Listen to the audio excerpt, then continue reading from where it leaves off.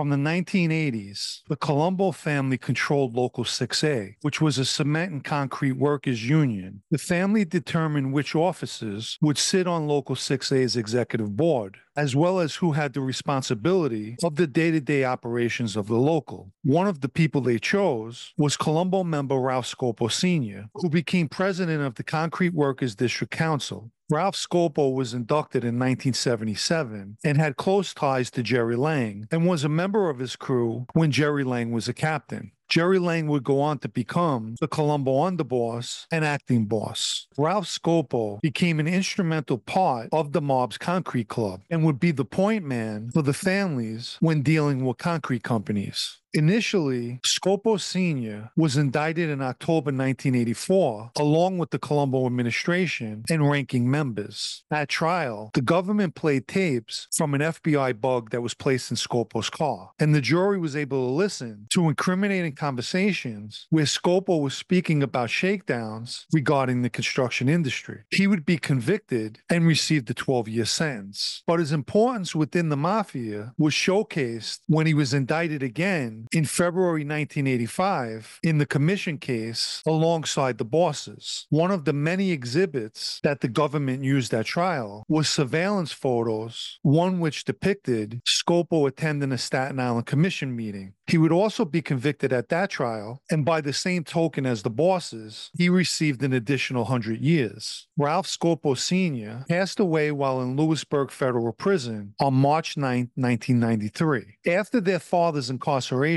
the responsibility of 6A was given to his sons, Ralph Jr. and Joey Scopo. Ralph Jr. became the president and Joey Scopo the vice president, as well as a business manager. But the Scopos didn't have a long run with their positions in the union. The government placed a trustee in the local, and in March of 1987, Ralph Jr. and Joey Scopo was permanently banned from the union. Despite this, the Colombos continued to exert control over Local 6A. Ralph Jr. had his son, Ralph III, placed as a union delegate in the local. Joey Scopo, after his father's passing, became the captain of his father's old crew. His social club was up the block from John Gotti's Burger Hunt and Fish Club. Joey Scopo had a close relationship with the Gambinos going back to his younger years and was specifically close to Gene Gotti. In fact, they were partners in a loan sharking business that exceeded $1 million of money put out on the street. In Ozone Park, it wasn't uncommon to see Joey Scopo and Gene Gotti together. They often had lunch at Villa Russo restaurant, whose owners were associated to Gene Gotti. And while in the restaurant, they would whack up their loan sharking proceeds. As most of us know, by the early 1990s, the Colombo family entered an internal war and was broken off into two factions, one loyal to the official boss, Carmine Persico, who was in prison, and the other to acting boss, Vic Arena. Ralph and Joey Scopo sided with Vic Arena, who made Joey Scopo his underboss. And naturally, the Gottis supported the Arena faction due to their close ties to the Scopos. As the war took effect, both factions took losses, and hit teams were traveling around the streets of New York armed to the teeth.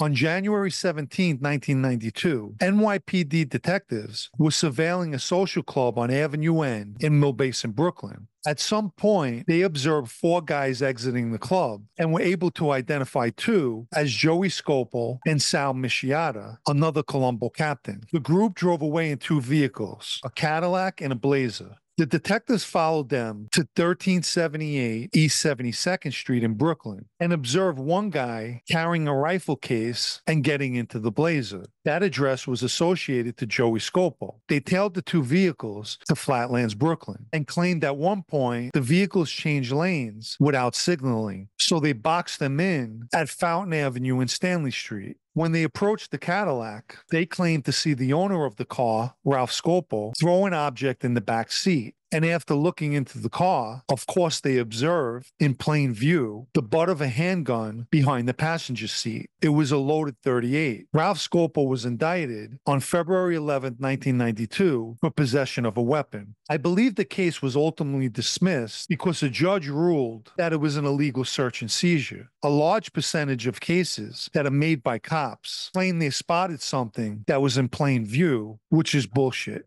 The first big blow to the Arena faction came when its leader, Vic Arena, was arrested on April 11, 1992 on racketeering charges. Nonetheless, the Arena faction continued the fight, with Joey Scopo leading the charge. The Persico faction figured out that to win the war, they needed to take Joey Scopo out. And on October 20th, 1993, that's exactly what they did. A Persico hit team approached the car that Scopo was in that had just pulled up in front of his house in Ozone Park, Queens, and they sprayed the car with bullets. Scopo was hit twice in the stomach and once in the chest and died a few hours later at Jamaica Hospital. The death of Joey Scopo ended the Colombo War, with the Persico faction being the victors. With the war behind them, the Colombo family reorganized and shifted members around, including members of the opposing faction. Ralph Scopo Jr. was placed in Dino Calabro's crew. Supposedly, fellow Colombo captain Tommy Gioli told Calabro, "This guy Scopo is a major moneymaker. He controls 6A."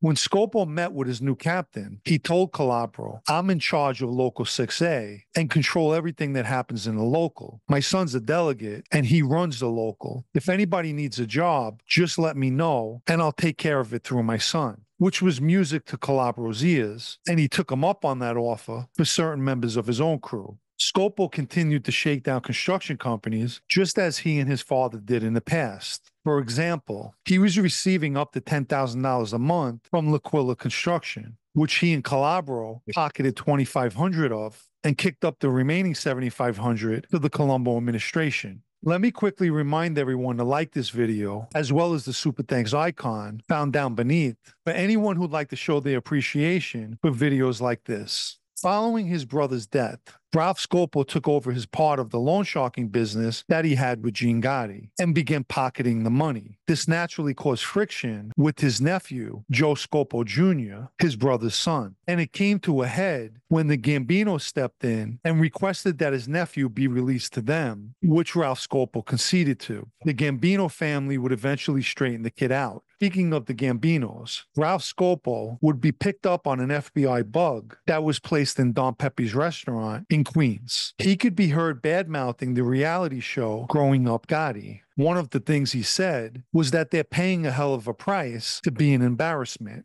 In 2006, Ralph Scopo was convicted for extortion, but would only receive time served. His lawyers submitted to the judge paperwork from doctors stating that their client only had 2 years left to live due to various illnesses. In January 2011, Ralph Scopo was indicted with multiple members and associates of the Colombo family and charged with extorting construction companies through Local 6A, including the coffee boys at Local 6A job sites. Don't laugh, there's big money involved with those coffee boy jobs. He was allowed to remain free on bail in his house with an ankle monitor and never made it to trial because he died in October 2013 due to heart and liver failure. But he lived 7 years longer than his doctors predicted.